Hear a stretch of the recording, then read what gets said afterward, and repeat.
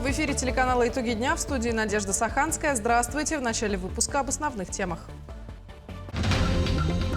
Знак отличия «Гражданская доблесть» глава Якутии вручил Игорю Юргину. Айсан Николаев поблагодарил Героя России за проделанную работу.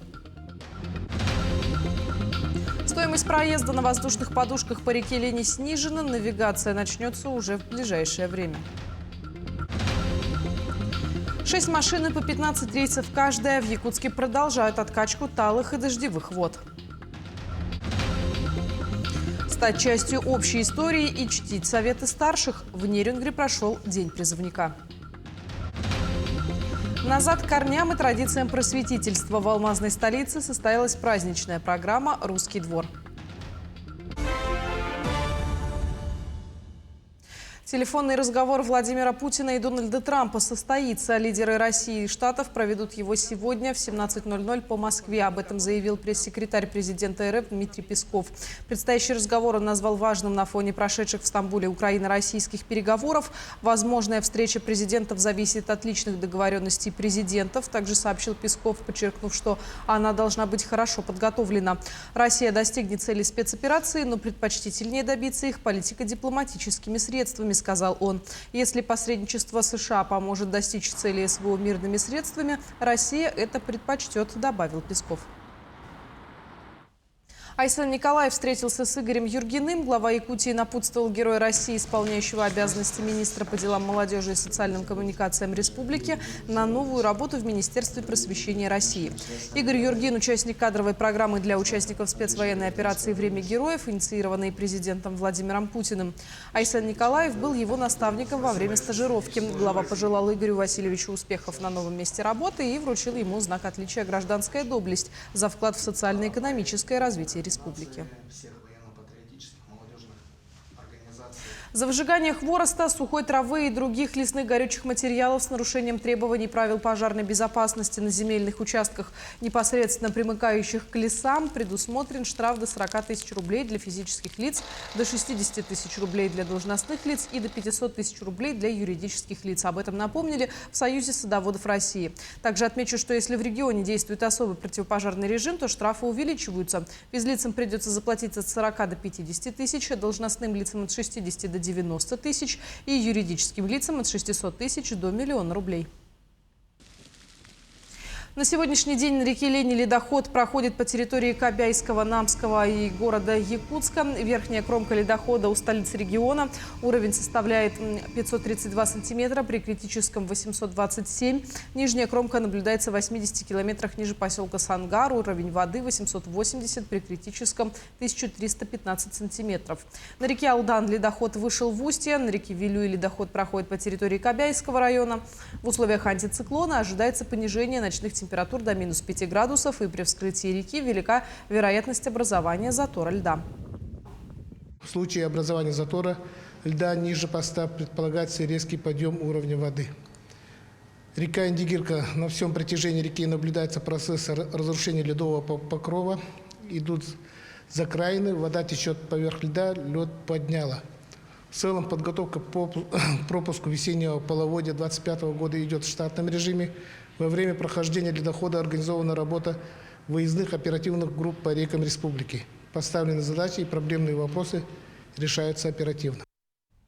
Стоимость проезда по реке Лени снижена. Речь идет о перевозках на судах на воздушных подушках, которые были ограничены на время прохождения ледохода. Тогда в течение 3 дней стоимость проезда на хивусах по маршруту Якутск-Нижний Бестяк составляла 5000 рублей, а количество рейсов и техники было сокращено. Уже 19 мая капитаны вернулись к прежнему режиму работы. Отмечу, что по данным регионального министерства транспорта, приблизительно с 23-25 мая на Лени стартует навигация. Вместе с этим по реке начнут курсировать и катера. Их стоимость проезда на первое время будет составлять 1500 рублей. Сразу эти же капитаны наши уже готовы, тоже на летние катера готова, система наша. И сразу начинаем работать с речного порта. Ну, первая цена, я думаю, где-то 1500, потом по 1000. Начнем, так и будем возить. Ну, ценник там установим, как еще по месту установим. Ну, цена будет нормальная. Последние дни в Якутске выдались весьма дождливыми. В связи с этим на дорогах все чаще можно было увидеть вакуумные машины, откачивающие большие скопления вод. Как продвигается работа по устранению последствий недавних обильных осадков, узнаем в следующем сюжете. Ежедневно порядка 10 ассенизаторских машин жилкомсервиса выезжают устранять затопленные заниженные участки дорог. Одна машина в состоянии совершить до 15 рейсов в день. На сегодня специализированная техника предприятия откачала более 36 тысяч кубометров.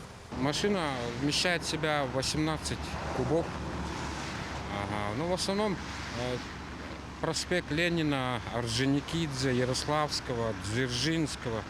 К сожалению, очень много несознательных водителей, которые даже не тормозят, когда вот человек работает, и все лужами вытворится. Ну, не все, конечно, есть и хорошие тормозят водители.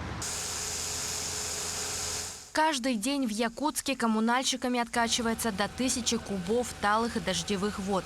Работы ведутся по составленным маршрутам, в которые помимо проезжей части входят остановки и пешеходные переходы. Помимо ассенизаторских машин есть 25 мотопомп, и работа проводится в том числе мотопомпами, силами муниципальных дворников. Стараемся оперативно отрабатывать все заявки, которые к нам поступают по ЕДДС, также непосредственно территориального органа управления работает с населением. Параллельно проводятся работы по очистке и проверке работоспособности городской системы водоотводных лотков. Подрядные организации также ведут активную работу. Ими было откачано с начала сезона более 120 тысяч кубов талых и дождевых вод. Раяна Федорова, Семен Семенов, Якутск. Продолжается оказание медицинской помощи бойцам СВО. Так, на сегодняшний день оказано около 3500 участникам спецоперации, как амбулаторно, так и стационарно. А в Докучаевске Донецкой Народной Республике постоянно работает посменная бригада якутских врачей. В настоящий момент там работают хирурги и травматологи. С начала работы в ДНР проведено более 1118 операций. Постоянно проводятся встречи, беседы, консультации с ранеными якутянами в медицинских ротах, взводах и расположениях воинских частей, а также выездные осмотры военнослужащих и операции. Офтальмологи провели 405 операций в городе Докучаевск, хирург и травматолог более 713 операций. Якутские врачи оказывают не только практическую помощь для населения Докучаевского округа, но и активно делятся своим опытом со специалистами Центральной городской больницы. На сегодня проведено 116 лапароскопических операций, 37 больших травматологических операций. Якутия продолжает помогать участникам СВО как на передовой, так и в тылу. В настоящее время оказывается множество мер поддержки, которые можно получить очно, а также в дистанционном формате. Подробности в следующем сюжете. С начала проведения специальной военной операции Якутия оказывает всестороннюю поддержку бойцам и их семьям. В республике по указу Илдархана для семей военнослужащих действует более 20 мер, среди которых материальная помощь на газификацию жилых домов, бесплатные путевки в детские оздоровительные лагеря и многое другое. Для упрочения оформления льгот МФЦ предлагает подать одно комплексное заявление, включающее все положенные льготы. Мы ведем работу по расширению комплекса мер, предоставляемых военнослужащим и членам их семей в рамках единого комплексного заявления в МФЦ. А эта работа, безусловно, проводится во взаимодействии с иными уполномоченными органами нашего региона, а также при координации и поддержке Министерства обороны Российской Федерации, Минэкономразвития Российской Федерации, потому что для всей страны, как и для нашего региона, и для всех нас важно, чтобы каждая семья, чей близкий родственник выполняет боевые задачи в зоне специальной военной операции, были окружены всесторонней заботой и поддержкой со стороны государства. Подать заявление можно двумя способами – через портал Е-Якутия и лично через офисы МФЦ.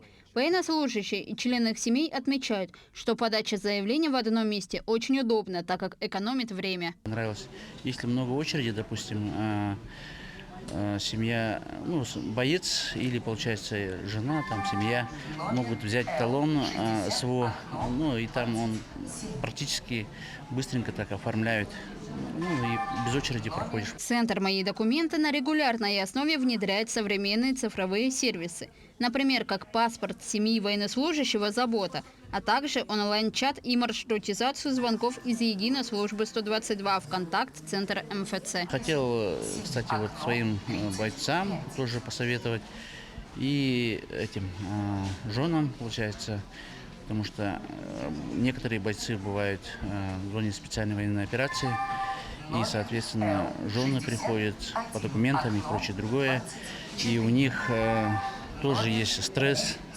получается, ожидание своих родных, и, соответственно, могут воспользоваться. Комплексное заявление по мерам поддержки участников СВО и членов их семей можно оформить во всех отделениях Центра «Мои документы» по всей республике. Отметим, что количество мер поддержки постоянно пересматривается и актуализируется в зависимости от запросов самих участников. Вероника Таюрская, Айлита Махно, Якутск.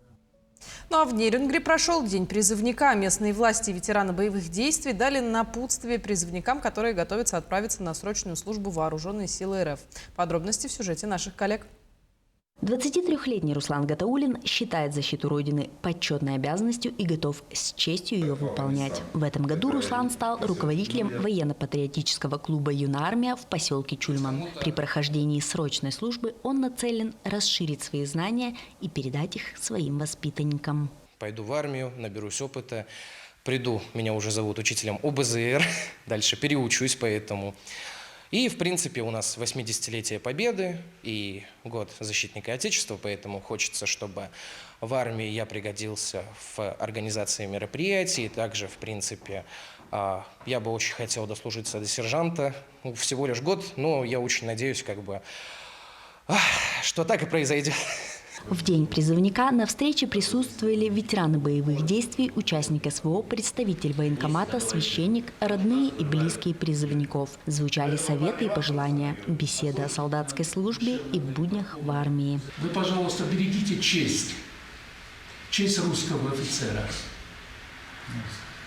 Это превыше всего. Вы всем ребятам, которые будут проходить службу и после вас, и вместе с вами, чтобы вы всегда говорили о чести русского офицера, солдата. Призывникам пожелали легкой и успешной воинской службы, хороших и верных боевых товарищей. Я считаю, эти встречи были, есть и будут. Мы будем продолжать ребят провожать в армию и ребят ждать с армии. И гордиться ими, как всегда.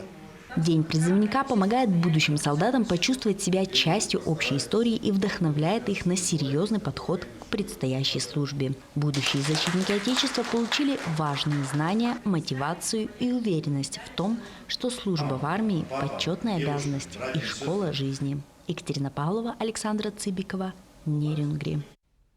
Неделя в Ленском районе выдалась очень насыщенной. Прошел целый ряд мероприятий, среди них ярмарка для своих, концерт, организованный дошкольными работниками для бойцов, служащих в зоне СВО. Официально был открыт мотосезон, а также ленчане в выходные занимались бегом, ну а дети собирали пластиковые крышки, чтобы принять участие в акции, которая помогает больным ребятишкам. Подробнее расскажут наши коллеги. Ленские школьники принимают активное участие в акции «Добрые крышечки». Они собирают любые крышки от пищевых напитков в пластиковых бутылках и картонных упаковках «Тетрапак». Моют их и приносят в пункт сбора в детскую библиотеку. Специально для проекта здесь были установлены контейнеры для сбора крышек. Несут их в разных количествах. Кто-то немного, а кто-то целыми пакетами. Я собираю эти крышки просто от бутылок молока и от всяких других бутылок, чтобы прекратить загрязнение. Эти крышечки и пластик очень долго разлагаются. Поэтому эта акция была создана, чтобы собирать и утилизировать эти крышечки. Участники акции собрали уже 2 больших куля крышек и 9 5-литровых бутылей. В бутылку 5-литровую помещается 500 крышечек. Одна крышечка стоит 5 копеек, и одна 5-литровая бутылка крышек стоит 25 рублей. Мы собираем крышки, чтобы помочь детям-инвалидам и чтобы они побыстрее вылечились. Ярмарка для своих прошла с размахом. Участие в ней принимали дошкольные учреждения. Повара детских садов напекли пироги с различными начинками. Вкусные и красивые. У нас тут своя свежая продукция, утренняя. Вот, хорошо так разлетелось. У нас тут пирожки с капустой, пирожки с луком, с яйцом, пирожки с яблоком. Курники были и были растягай, и сладкие пироги. Как бы все быстро разлетелось. Родители тоже не остались в стороне. Столы ломились от изобилия представленной продукции. Соленья, варенье, выпечка, торты, леденцы ручной работы, маршмеллоу и многое другое. Гости с удовольствием приобретали продукцию, уходили домой с полными пакетами вкусняшек. Вот этот пакет говорит сам за себя, что все очень, мне кажется, вкусно, все красиво. И посмотрите, какие девочки все нарядные, вот, с каким воодушевлением, вдохновением они все это продают. Потому что это пойдет во благо.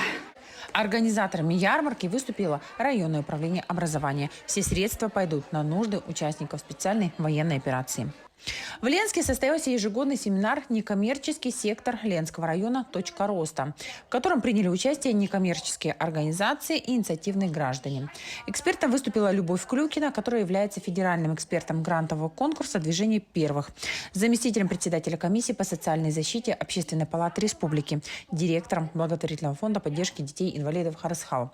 2 дня эксперт говорила с участниками о организации развития НКО, от регистрации до устойчивости, о ресурсах на решение социальных проблем и задач. Также в процессе были составлены планы развития различных НКО. Информационная открытость, потом в проектах участие, какие существуют площадки для участия в грантовых проектах, как собрать команду единомышленников. Очень много вопросов. Выходные в Ленске, как всегда, прошли на лайте. Участники бегового сообщества открыли новый сезон забегов. Они пробежали несколько кругов по городскому парку, организовали небольшой концерт и завершили встречу чаепитием. Также в выходные состоялось еще одно массовое мероприятие. 15 байкеров стартовали от обелиска. Их маршрут лежал через весь город. Это было зрелищно. Намытые блестящие байки, как один одетые в специальную амуницию мотоциклисты, с ревом мотора, сигналя, официально дали старт открытию мотосезона. Такими были события прошедших дней. Светлана Болеева, Виталий Андреев, Ленск. Ну а в детской библиотеке Алдана вновь собрались дети и взрослые, чтобы посумерничать. К слову, сумерки вновь оказались яркими, веселыми и шумными. Гостей ожидали игры, викторины, мастер-классы и, конечно, угощения. Ко всероссийскому проекту «Библиосумерки» библиотека присоединяется в 4-й раз. В числе гостей оказались и наши коллеги. Какого цвета был последний лепесток цветика-семицветика? На этот вопрос участникам предстояло ответить в ходе игры «Поле чудес», состоявшейся в одном из залов Алданской детской городской библиотеки. Любимое многими поколениями шоу проходило в полюбившихся алданцам «Библиосумерках». Сегодня мы предлагаем концертные номера, участие в беспроигрышной лотерее «Библиоспринт», участие в викторине. Также предлагаем принять участие в мастер-классах различной направленности. Творческие мастер-классы особенно привлекательны для завсегдатаев «Библиосумерек». Любовь Кокшенева принимает участие в таких вечерах ежегодно. Ранее она учила ребят изготавливать обереги, а в этот раз поделилась с гостями, точнее с гостьями, новыми премудростями. Здесь кукла вырезается, она на картон одевается, вырезается, и можно сразу одеть ее полностью. То есть не отдельно, там кофточку, штанишки. Очень необычно, это очень увлекательно, ну, разнообразие есть. Самой юной мастерицей сумерек стала Софья Кожаева. Дедушка, известный мастер, давно передал Соне секреты плетения из лозы, а создание украшений из бисера девочка освоила сама. И в «Библиосумерках» учила этому сверстниц. Я учу их делать фенечки из бисера. Я вообще научилась из интернетного видео. К всероссийской акции «Библиосумерки» детская библиотека присоединяется в 4-й раз. В 2025-м вечер был посвящен советской эпохе. Юные гости с интересом и удовольствием знакомились с потехами и забавами, в которые играли их родители, бабушки и дедушки. А взрослые испытывали бурю самых разных эмоций. Я вот внуку показала парту непосредственно, вот, которая там стоит, вы видели, да, и вот показала и сказала, что именно за такой бабушка сидела, что у нас была чернильница, у нас ручка была с пером. И действительно, вот я в свое детство обратилась, как говорится, в ту эпоху. К слову, родители, бабушки и дедушки тоже могли поучаствовать в викторине, которая так и называлась «Для взрослых». Чтобы ответить на вопросы игры, участникам пришлось вспомнить очень многое из советского детства и юности. Допустим, сколько стоило мороженое, сахар, соль, или о выступлении Никиты Хрущева, что-то такое. Следующий раунд – угадать фильмы по кадру, также агитация. Между мастер-классами и играми гости могли перекусить в буфете, попытать удачу в беспроигрышной лотерее и прикоснуться к гармонии музыки на традиционном концерте, подготовленном алданскими артистами. Словом, забав и развлечений хватило всем. Татьяна Вахнина, Сергей Шипачев, Александр Лукин, Алдан. В рамках декады славянской письменности и культуры в алмазной столице состоялась праздничная программа «Русский двор». Мероприятие прошло на территории Свято-Троицкого храма и собрало большое число жителей и гостей города Мирный. Продолжение темы в нашем следующем сюжете. В программу праздника «Русский двор» вошли яркие концертные номера, на которых выступили местная самодеятельность. Также были организованы русские народные игры, которые позволили участникам ощутить атмосферу традиционных русских праздников и веселья. Мастер-классы по народным ремеслам привлекли внимание как детей, так и взрослых, познакомив их с исконными навыками и традициями. Мы решили, что начнем заранее, чтобы проинформировать людей, чтобы как можно больше людей узнали об этом дне, потому что, несмотря на то, что он имеет не прямое отношение к нашей культуре, к русский письменный язык – это основа нашей культуры, да, и государства нашего, но, тем не менее, очень мало людей знают о том, что есть такой праздник, и с чем он связан. А связан он с тем, что в этот день, более 1000 лет назад, появилась азбука наша, то есть состав букв, определенно написанных. Создали его святые равноапостольные Кирилл и Мефодий. Особую атмосферу мероприятию придали специальные гости, этнографы и пропагандисты русской народной культуры из Новосибирска Иван и Елизавета Усовы, чьи выступления и рассказы о народных традициях произвели на участников особое впечатление. Мы проводили праздничную программу и игровую интерактивную программу с народными играми. Мы впервые в Мирном.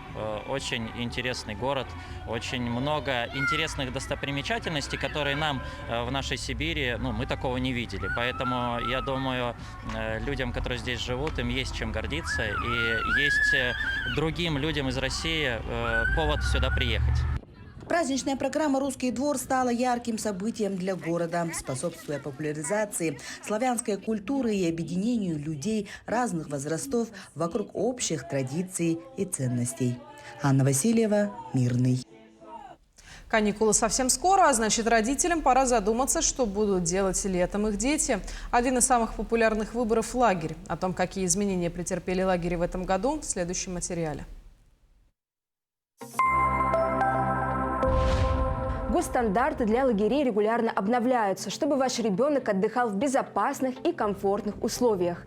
Минпросвещение внедрило единую программу воспитания, по которой все лагеря формируют свои смены и распорядок дня. Не зря говорят, мы то, что мы едим, поэтому особое внимание уделяется питанию детей. Роспотребнадзор выпустил обновленные рекомендации, регламентирующие организацию питания в детских оздоровительных учреждениях.